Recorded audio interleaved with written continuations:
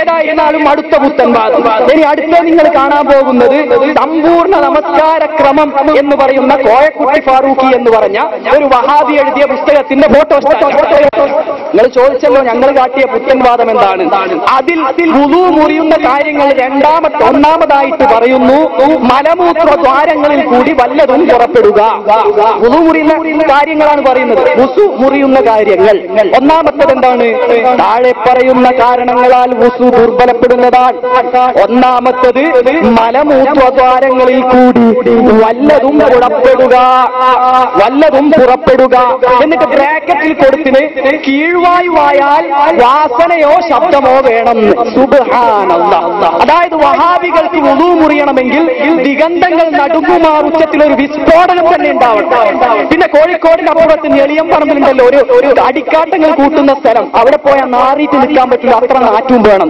ഓ വഹാബികളെ, നിങ്ങളോട് എനിക്ക് പറയാനുള്ളത്, അങ്ങനെ ഒരു കീഴ്വായു വിടുന്നതിന് മുമ്പ് ഏറ്റവും ചുരുങ്ങിയത് ഒരു പത്രപ്രസ്താവനെങ്കിൽ നടത്തണം. സുദിനത്തിലോ രാഷ്ട്രദീപികയിലോ ഒരു പെട്ടിക്കോളത്തിൽ ഇന്ന സ്ഥലത്തെ ഇന്ന വഹാബി ഇന്ന സമയത്ത് കീഴ്വായു വിടാൻ സാധ്യതയുണ്ട്, അതുകൊണ്ട് പരിസരവാസികളൊക്കെ മാറി നിൽക്കുക.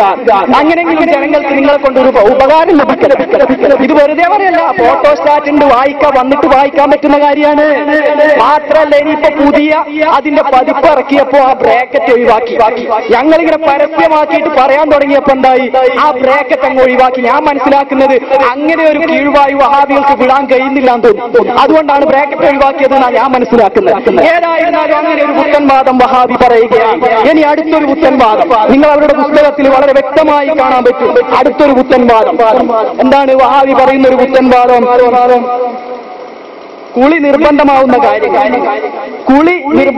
കാര്യങ്ങൾ. ജിഹാദ് 88 ഈദ് സ്പെഷ്യൽ എന്ന് പറഞ്ഞിട്ട് അവരുടെ പുസ്തകത്തിൽ കൊടുത്ത ഒരു ഉദ്ധരണിയാണ്. എടവണ്ണ ശാഖ മുജാഹിദ് സ്റ്റുഡന്റ് മൂവ്മെന്റ് 1988.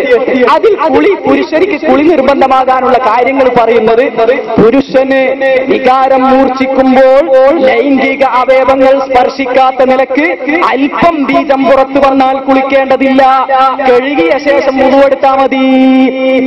അപ്പൊ വഹാബികൾക്ക് കുളി നിർബന്ധമാകണമെങ്കിൽ ഏറ്റവും ചുരുങ്ങിയത് ഒരു 24 ഔൺസെങ്കിലും ബീജം പുറപ്പെടണം.